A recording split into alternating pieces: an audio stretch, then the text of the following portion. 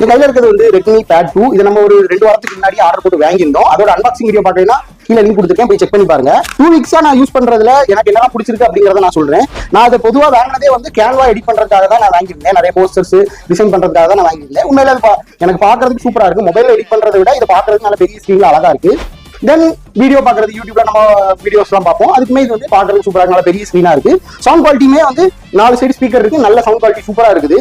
மொபைல்ல பாக்குறதுக்கு இதுக்கும் பிரைட்னஸ்ங்கிறது எனக்கு ரொம்ப வித்தியாசம் இருக்கு. இது நல்ல பிரைட்டாவே இருக்குது. அவுட்டோர்ல போகும்போது மட்டும் கொஞ்சம் கம்மியா இருக்கே தவிர மத்தபடி பிரைட்னஸ் சூப்பராவே இருக்கு. 9400 mAh பேட்டரி கொடுத்துருக்காங்க. என்னோட கன்சம்ஷனுக்கு ஒரு டைம் சார்ஜ் போட்டோம்னா 2 நாள் எனக்கு வந்து தாங்குது. நான் எடிட் பண்ணி யூஸ் பண்றதுக்கு 2 நாள் எனக்கு தாங்குது. ஃபாஸ்ட் சார்ஜிங் சப்போர்ட் கொடுத்துருக்காங்க. பட் அவங்க தர அடாப்டர் வந்து வெறும் 13 வாட்ஸ் தான். பட் நான் என்னோட விவோ சார்ஜர் நான் யூஸ் பண்ணிருக்கேன் 40 வாட் சார்ஜர். அதுல போடும்போது சார்ஜ் ஒரு 1 hour 2 hour குள்ள ஃபுல் சார்ஜ் ஆயிடுது. ஓவரால் இந்த பேட் வந்து எனக்கு சாட்டிஸ்ஃபைங்கா தான் இருக்குது. என்னோட கேன்வா எடிட்டிங்கும் யூடியூப் வீடியோஸ் பாக்குறதுக்கு யூடியூப் வீடியோஸ் எடிட் பண்றதுக்கு எனக்கு இது கரெக்டா இருக்குது.